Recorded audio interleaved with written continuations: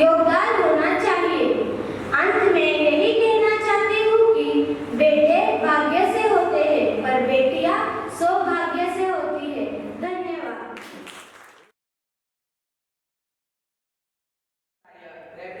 राजेश बनसोड़े, आदरणीय मुख्याध्यापिका श्रीमती शांति देवदास मैम, आदरणीय शिक्षकगण तथा कर्मचारीगण और सभी मेरे प्यारे दोस्तों, मैं आनंद संतोष यादव कक्षा 8वीं व बदलती जीवन शैली इस विषय पर अपने विचार व्यक्त करने जा रहा हूँ। बदलती जीवन शैली कहते हैं कि परिवर्तन संसार का नियम है। पुराने जमाने की जीवन शैली में और आज की बदलती जीवन शैली में काफी बदलाव हो रहे हैं। पहले लोग गांव में रहते थे पर आज गांव की जगह शहरों में ले ली है। पहले लोग संगठित परिवार में रहते थे पर बदलती जीवन शैली में परिवार विघटित हो गए हैं। आजकल लोगों का दिनचर्या पूरी तरह से बदल गया है, जैसे रहन सहन, खाने पीने का तरीका, पोशाक इत्यादि बदल गया है। नए नए प्रकार के उपकरणों से सुख सुविधाएं बढ़ गई है, जैसे TV, mixer, fridge, washing machine इत्यादि। ज्यादा सुख सुविधाएं होने के कारण बदलती जीवन शैली का मनुष्य आलसी होता जा रहा है। इस वजह से अनेक बीमारियां उत्पन्न हो रही है।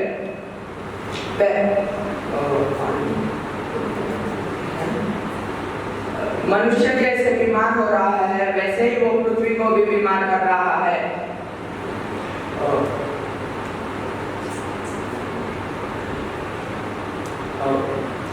आधुनिकता की वजह से भूमि, पानी, हवा इत्यादि प्रदूषित हो रहे हैं। पहले लोग सुबह जल्दी उठकर दिन भर खेतों में काम करते थे पर बदलती जीवन शैली में लोगों को कॉल सेंटर जैसी जगहों पर काम करना पड़ता है, जिस कारण उन्हें रात भर जागना पड़ता है, जिसके वजह से वह प्रकृति के खिलाफ अपना जीवन जी रहे हैं। बदलती जीवन शैली के चक्कर में लोग पाश्चात्य लोगों का अनुकरण कर रहे हैं और इस कारण वो अपनी संस्कृति और परंपराओं को खोते जा रहे हैं।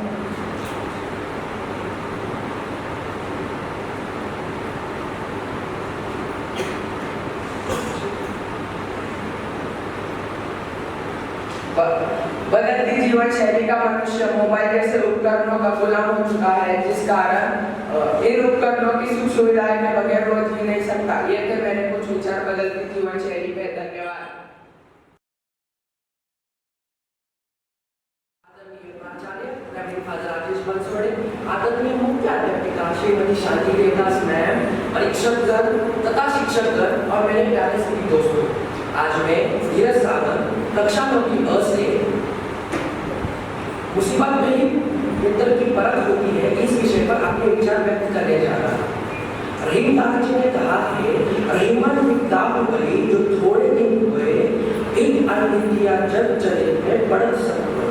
सच्चा मित्र वही होता है जो आपकी मुसीबत में काम आए और कठिनाई के दिनों में भी आपका साथ दे।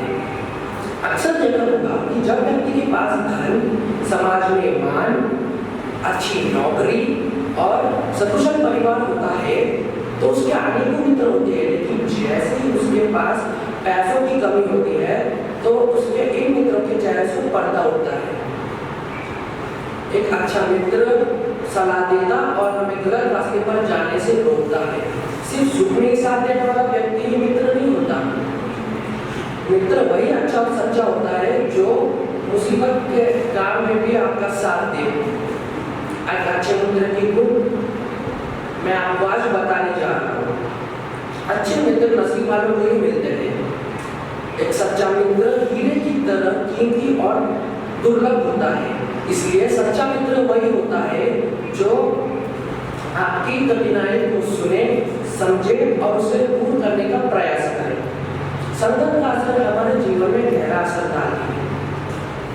एक अच्छी संगति ही व्यक्ति का चरित्र निर्माण करता है, इसलिए हमें ऐसे दोस्तों का चुनाव करना चाहिए जो हमारे चरित्र का सकारात्मक विकास करने में अपनी भूमिका निभाए। भरोसा दोस्ती की बुनियाद होता है। आपकी उदासी के वक्त एक दोस्त है जो आपकी मन की भावनाओं को आसानी से पढ़ सकता है। इसलिए आपको कभी अपने दोस्त का मजाक नहीं उड़ाना चाहिए। उपरोक्त बातों से हमें पता चलता है कि एक मित्र की पहचान उसके मतलब से हमें पता चलता है। पैसों से मतलब रखने वाले मित्र भी आप ज्यादा समय तक आपके मित्र बनकर नहीं रह सकते। तो आपको इस सीख को आज के लिए ही नहीं बल्कि आपको जिंदगी भर के लिए याद रखना है। तो इसी के साथ मैं अपना भाषण समाप्त करता हूँ। धन्यवाद।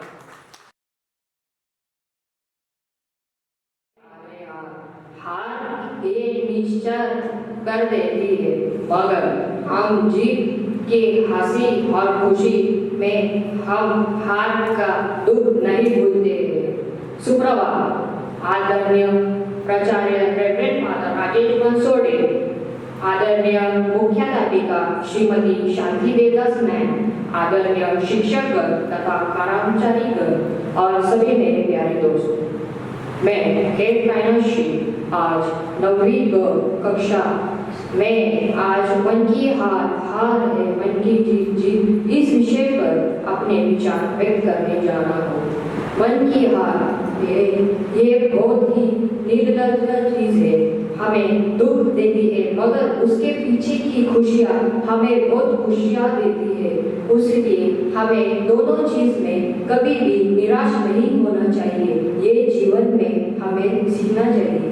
और ये मन है जो बहुत ही बावली चीज है जो हमारे मानव शरीर में है। मानव शरीर में ये मन जो है वो बहुत ही ये अपने अपने इसमें ही ये विगम कर देता है कि मानव को अच्छे से अच्छा ये परिचार देने से रोक लेता है और गुस्सा में उसको और दुगना गुस्सा कर देता है। इसलिए हमें हमारे मन पर प्रसन्न नहीं होना चाहिए। हमें हमारे मन को अच्छे से रखना चाहिए ताकि हम हमारी ज़बान से अच्छे लफ्ज़ निकालें और सामने वाले को दिल ना दुखाए। एक मन की अगर हम मन को साफ रखना चाहते हैं तो हमें शांति से, उत्साह से, उमंग से, ये सब से हमें बात करना चाहिए और हमें सोच समझ के बात करना चाहिए। मशहूर शायर देवरकर जी ने कहा है कि हार के हार तू निराश मत हो, तू उठ मेरे मन के भी तू मुझे दिला जे जीत। इस विषय पर मैं अपने विचार इधर तक व्यक्त करना चाहता हूँ। धन्यवाद।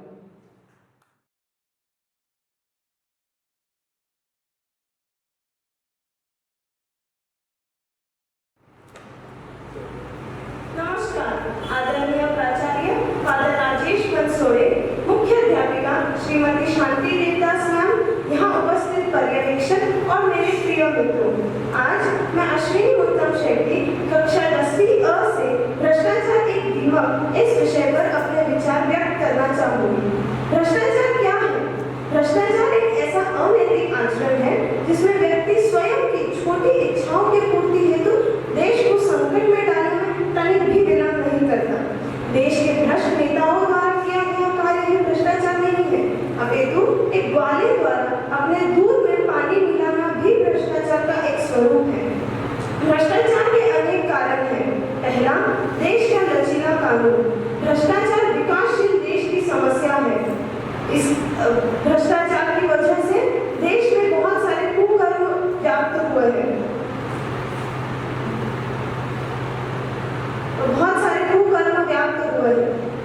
भ्रष्टाचार हो, इसीलिए हमें देश के लचीलेपन को दूर करने हेतु कुछ ना कुछ अपना योगदान देना चाहिए। दूसरा, व्यक्ति का लोभी स्वभाव। लालच और असंतुष्टि तो ऐसे विकार हैं जो व्यक्ति को बहुत अधिक नीचे गिरने पर विवश कर देते हैं।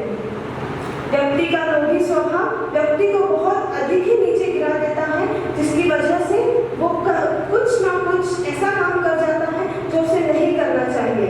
तीसरा, आदत व्यक्ति के व्यक्तित्व पर बहुत गहरा प्रभाव डालता है। जिस प्रकार एक मिलिट्री रिटायर्ड ऑफिसर अपने रिटायरमेंट के बाद भी ट्रेनिंग के दौरान प्राप्त किए गए अनुशासन को जीवन भर वहन करता है, उसी प्रकार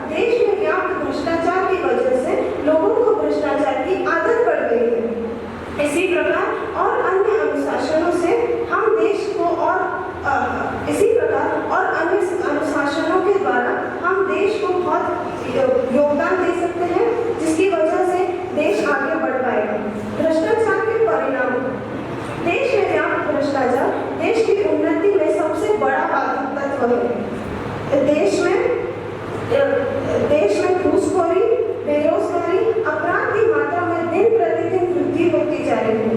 यह भ्रष्टाचार के फलस्वरूप है। भ्रष्टाचार के उपाय कई हैं, जैसे पहला, भ्रष्टाचार के विरुद्ध सख्त कानून। अपराधी को अपने किए का पछतावा और दंड से भय होना आवश्यक है। अतः भ्रष्टाचार के विरुद्ध सख्त कानून होना बहुत जरूरी है। दूसरा, लोकपाल कानून की आवश्यकता। अब आप सोच रहे होंगे लोकपाल क्या है? लोकपाल एक ऐसा अनुशासन है जो भ्रष्टाचार के विरुद्ध किए गए भ्रष्टाचार की शिकायतें सुनने का कार्य करता है। अतः लोकपाल कानून बनाना आवश्यक है ताकि भ्रष्टाचार इस देश से दूर भाग जाए। इसी प्रकार और अन्य अनुशासनों से हम हमारे जैसे भ्रष्टाचार को हमारे जैसे भ्रष्टाचार से बाहर निकलकर और भारत को एक भ्रष्ट रहित देश बनाने हेतु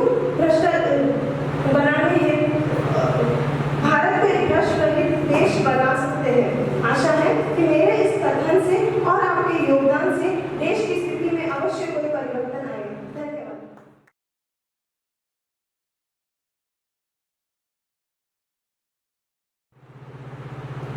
शुभ दिन।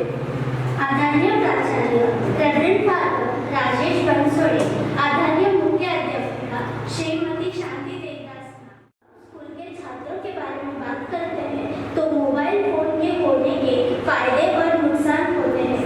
यह उस छात्र पर निर्भर होता है कि वो मोबाइल फोन कैसे उपयोग करते हैं। छात्र मोबाइल फोन की मदद से खुद को बेहतर कर सकते हैं और उसी के